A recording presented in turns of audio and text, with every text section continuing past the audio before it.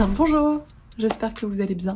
Je suis extrêmement à la bourre de tout. Je vous le dis, je vous le répète depuis plusieurs mois. Et outre les dernières lectures, le gros retard que j'ai accumulé, c'est sur les petits wrap-up, les petits bilans mensuels, puisque je ne vous ai pas fait celui de mai ou celui de juin. Et comme je suis un petit peu toquée, je ne peux pas vous faire le bilan mensuel de juillet avant d'avoir rattrapé ces deux-là. C'est ce qu'on va faire aujourd'hui. Je vais faire une petite vidéo 2 en 1 où je vous parlerai de mes lectures de mai et de mes lectures de juin. Ça pourrait être l'occasion aussi de faire des petits comparatifs au niveau statistique par exemple. Je me suis dit que ça pourrait être intéressant. Ça va être des formats un petit peu plus courts du coup que les wrap-up classiques, tout simplement parce qu'il y a des catégories qui n'ont pas forcément d'intérêt. Typiquement les sorties livresques, on est bien à distance de ces mois, donc c'est pas forcément extrêmement pertinent.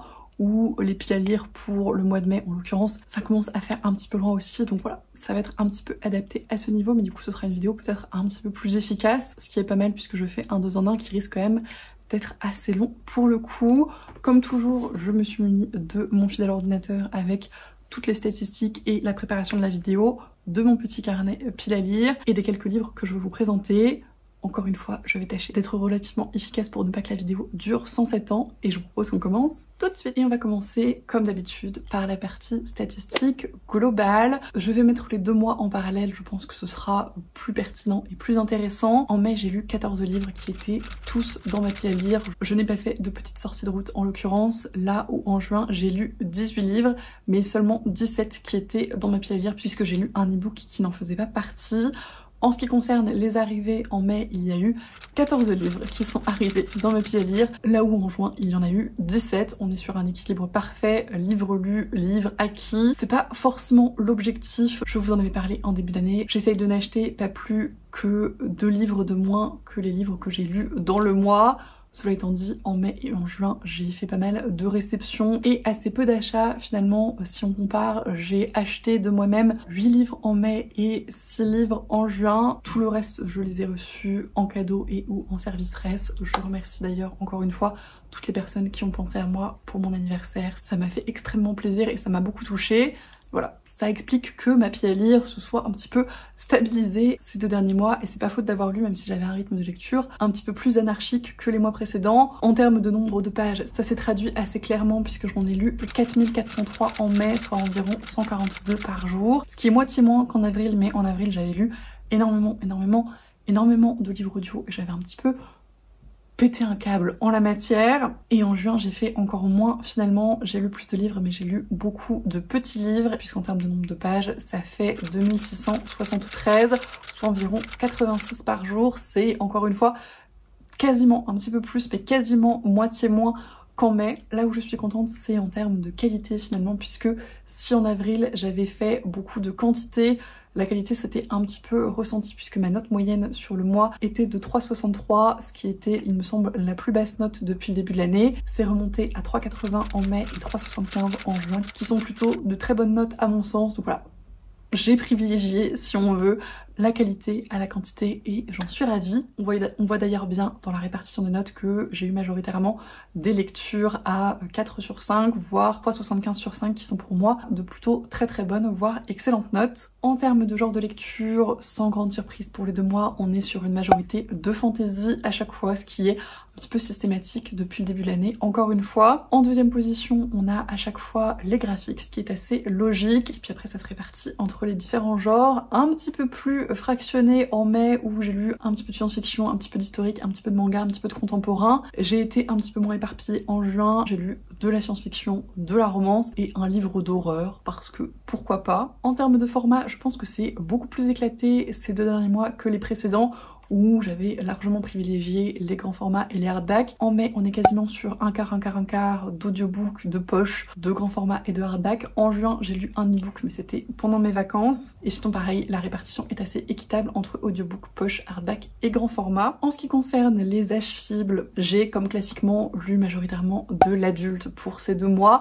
avec quand même un petit peu plus de jeunesse et de young adult en juin qu'en mai, en tout cas proportionnellement, et un petit peu de new adult également en juin qui pour moi est un petit peu à cheval entre les deux, même si ça tend un petit peu plus vers l'adulte à mon sens. Là où encore une fois ça a un petit peu changé par rapport au mois précédent, c'est que j'ai lu majoritairement en mai et en juin des livres achetés en 2024. C'était un petit peu plus 50-50 en début d'année. Là on est sur 2 tiers, 1 tiers, voire 3 quarts, 1 quart. J'aimerais bien retourner un petit peu plus proche du 50-50, toujours dans l'optique de renouveler ma palle et de ne pas continuer à faire traîner les livres qui poireautent depuis 1 an voire plus. Ça va être un de mes objectifs de cette fin d'été je pense, mais je vous en reparlerai aussi à l'occasion du wrap-up de juillet. Pour le genre des auteurices, on est toujours majoritairement sur des femmes, ça ne change pas. C'est toujours pas forcément volontaire, mais ça me satisfait très bien. Et pareil, on est toujours sur une majorité d'Amérique du Nord, en tout cas pour mai, là où en juin, je suis très contente d'avoir lu majoritairement des autrices françaises ou francophones. C'est un de mes objectifs d'en lire un petit peu plus, donc voilà, ça se fait tranquillement en fonction des mois et c'est très cool. Là où il y a eu une très jolie inversion, c'est sur les autrices découvertes ou non. J'en ai découvert très peu en mai et j'en ai découvert beaucoup en juin. J'ai pas forcément d'explication à ce niveau-là, si c'était que j'ai lu probablement beaucoup plus de premier tome, mais surtout de standalone, de tomes uniques en juin, ce qui peut expliquer ces nombreuses découvertes. Toujours dans l'optique de faire tourner ma palle, je suis très contente d'avoir réussi à lire 2 reliques de celle-ci en mai, à savoir Cemetery Boys de Alien Thomas et The Bone Season, le tome 3 de Samantha Shannon qu'on a lu en lecture commune avec Cécilia et qui était le plus vieux livre de ma pile à lire. C'est une victoire en soi et ça compense très bien le mois de juin où je n'ai pas réussi à sortir de reliques de mes étagères. J'ai été très régulière en matière de lecture commune puisque j'en ai fait 4 par mois. Pas d'Explora livre en mai parce que j'ai été un petit peu dépassée par les événements, mais j'ai réussi à en lire 2 en juin, donc ça s'est plus ou moins rattrapé. J'ai lu 4 livres de maison d'édition indépendante en mai, à savoir Les Aiguilles d'Or chez Monsieur Toussaint l'Ouverture, Cemetery Boys chez ActuSF, Murmure de l'Océan chez Plume Blanche et L'Homme qui mit fin à l'histoire aux éditions Le Bélial. Et j'en ai lu 6 en juin, mais de 4 maisons d'édition différentes seulement. Le Bélial pour Le Dernier des Aînés et Un pont sous la brume, Mnémos pour Abysse le trône vide et Le Livre de Nathan dans le label Mu, La Talente pour le démon de Maître Prosper et Plume Blanche pour La Guilde des Ombres. Dans les 2 cas, j'ai lu très peu de livres parus avant 2020. Je lis énormément de parutions récentes depuis le début de l'année. Je pense que ça s'explique par le fait que ma palle n'est pas si vieille que ça et que globalement je privilégie les nouvelles parutions. Pareil, c'est quelque chose que j'aimerais peut-être faire un petit peu évoluer mais qui me convient pas si mal pour l'instant. J'ai donc lu uniquement 2 livres parus avant 2020 en mai et 4 en juin. Et j'ai lu finalement assez peu en anglais, en tout cas comparativement au mois précédent, puisque je n'ai lu qu'un seul livre en anglais en mai que j'ai lu en audiobook et 2 en juin, dont un en audiobook encore une fois. En ce qui concerne le petit point pâle et son évolution, fin mai j'avais 141 plus 8 livres dans ma pile à lire, donc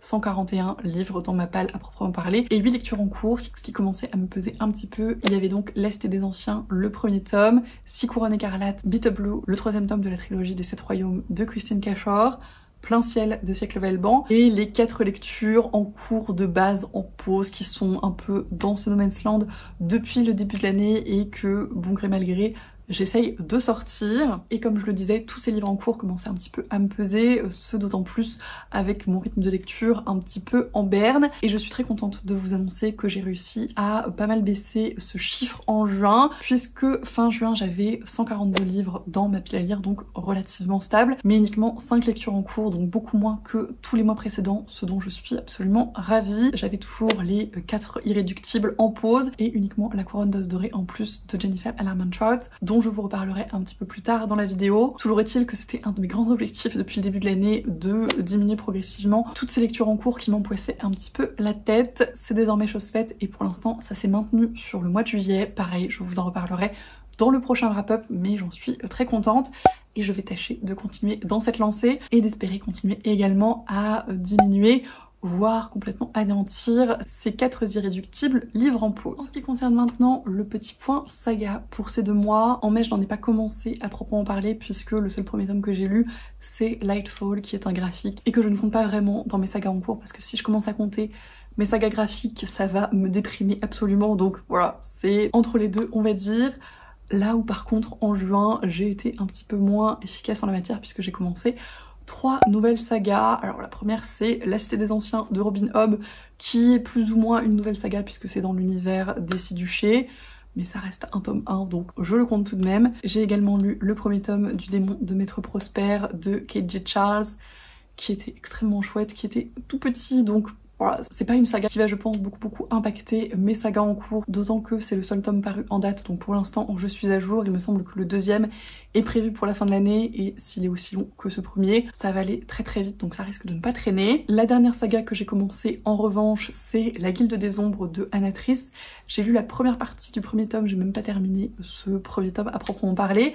Cela étant dit, c'est déjà une belle pavasse de 800 pages, donc ça prend pas mal de temps, mais il faudrait que je me penche sur la deuxième partie de ce premier tome parce qu'à mon sens c'est vraiment un tout à part entière et que je suis très attendue par Lucie et Kim pour cette deuxième partie et pour continuer ensuite dans notre lancée. J'ai réussi à continuer 3 séries en mai, Les 7 Sœurs avec le deuxième tome de Lucinda Riley, Fourth Wings de Rebecca Yarros avec le tome de Iron Flame et The One Season de Samantha Shannon avec le 3e tome. Le champ se lève, qu'il était grand temps encore une fois que je lise. En juin, j'ai continué une série que j'aurais presque pu terminer puisqu'il s'agit de Bitter Blue, le 3e tome de la trilogie des 7 royaumes de Christine Cachor, qui n'est plus une trilogie depuis à peine quelques mois puisqu'un 4e tome surprise est paru extrêmement récemment au livre de poche. J'ai tellement traîné à finir cette trilogie que ce n'est plus une trilogie et qu'il faut que je lise encore un tome pour l'avoir enfin terminé. C'est pas un mal en soi parce que c'est une série que j'affectionne particulièrement, mais c'était un petit peu insatisfaisant tout de même de la mettre dans mes sagas continuées pour ce bilan. J'ai réussi à terminer une saga en mai, à savoir La Ville sans vent de Éléonore de Villepoix, que j'ai lu en lecture commune avec Laura de Papotage Livresque et qui était très chouette. Et j'ai terminé une autre saga en juin, à savoir 6 couronnes écarlates, avec le 2e tome qu'on a lu en lecture commune avec Lucie et qui a très bien conclu cette duologie. Et j'ai abandonné 2 sagas en mai, à savoir La Légende des 4 de Cassandra O'Donnell. J'ai lu le 3e tome sur 4 pour cette saga jeunesse et je n'étais pas particulièrement convaincue ni impatiente de poursuivre, donc j'ai préféré m'arrêter là. De même pour Les Gardiens d'Ulganrin de Ophélie Duchemin, j'ai commencé le 2e tome Murmure de l'Océan, pour lequel je n'ai même pas réussi à aller au bout, donc voilà, encore une fois, je préfère ne pas poursuivre pour cette saga, et par contre, je n'ai pas abandonné de série en juin. En ce qui concerne maintenant mes petits tops de ces 2 mois pour le mois de mai, j'ai fait de très belles lectures, encore une fois, à commencer par Iron Flame, le tome 2 de Fourth Wing de Rebecca Yarros. Je vous en ai d'ores et déjà parlé à l'occasion de mon bilan du mois de la fantasy. C'était pour moi un très bon tome 2, pas exempt de défauts. Il y avait, à mon sens, peut-être un petit problème de rythme, mais j'ai adoré retrouver l'univers, adoré retrouver les personnages, les dragons que j'affectionne particulièrement et le livre audio que j'aime beaucoup et qui, je trouve, rend la lecture d'autant plus immersive et agréable.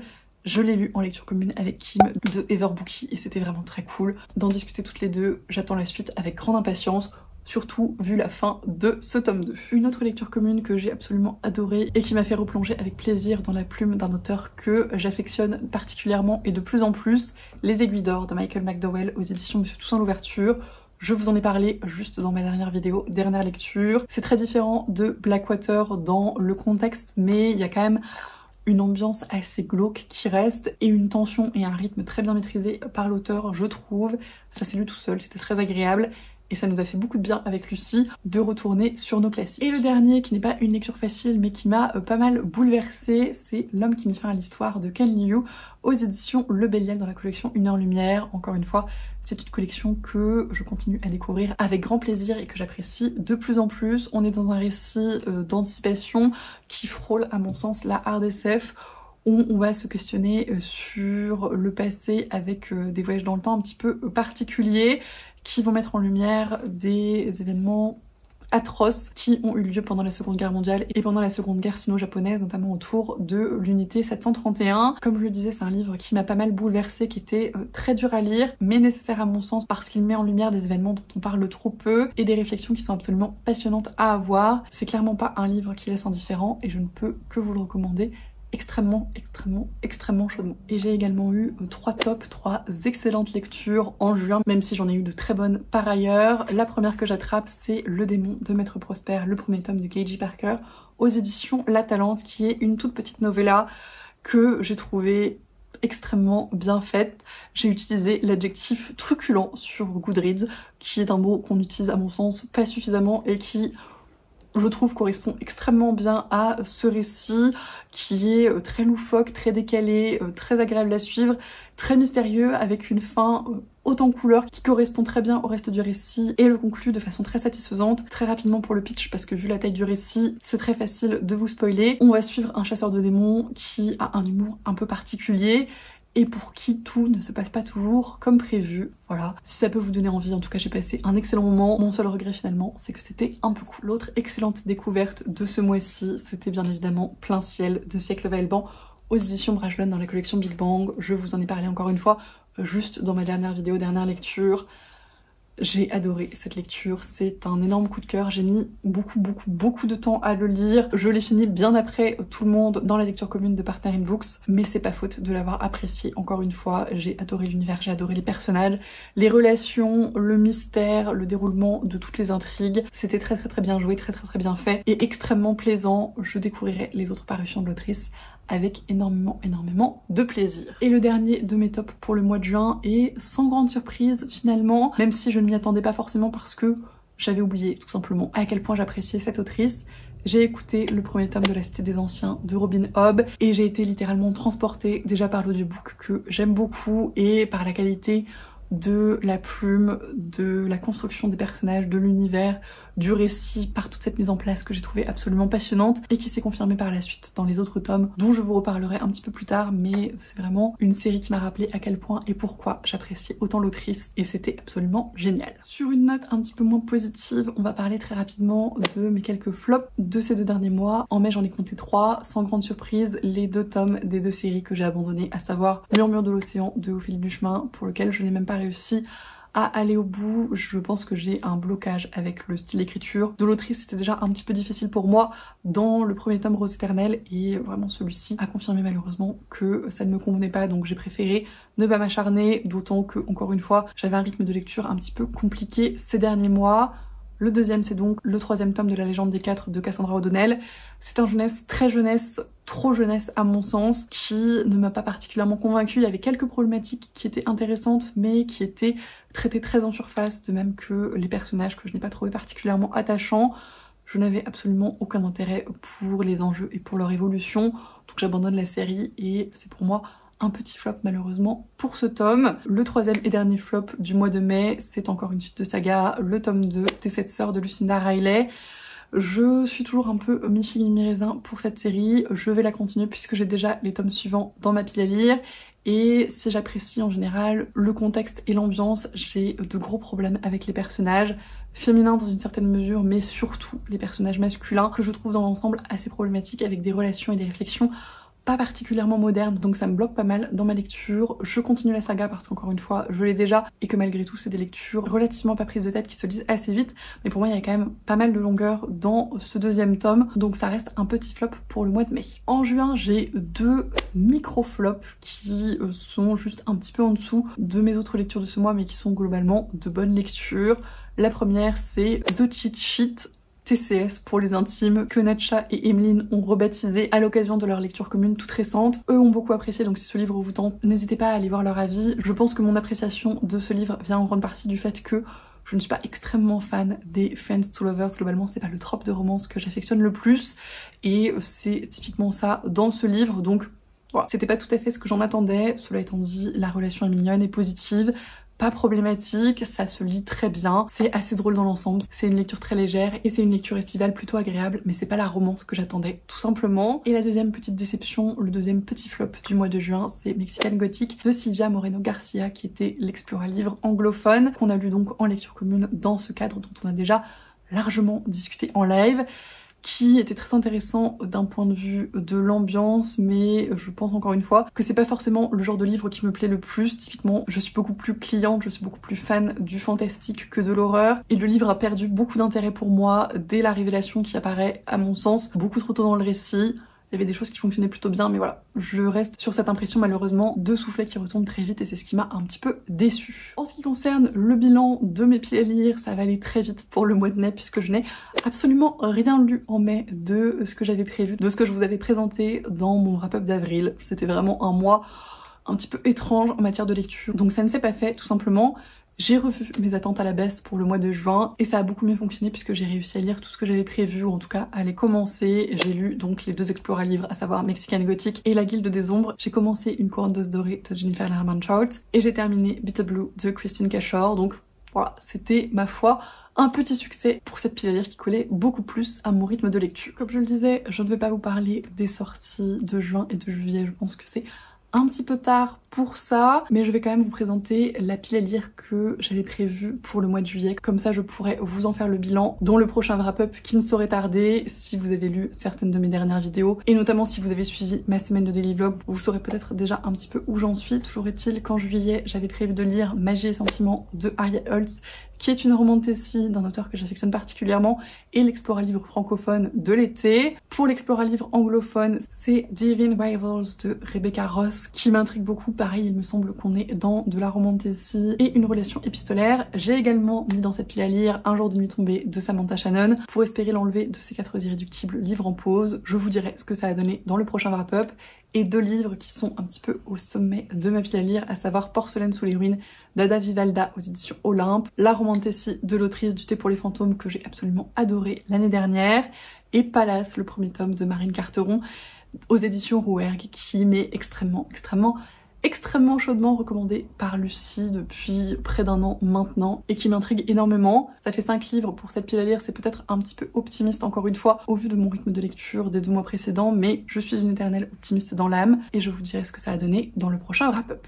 Et voilà, c'en est tout pour ce combo wrap-up mai et juin.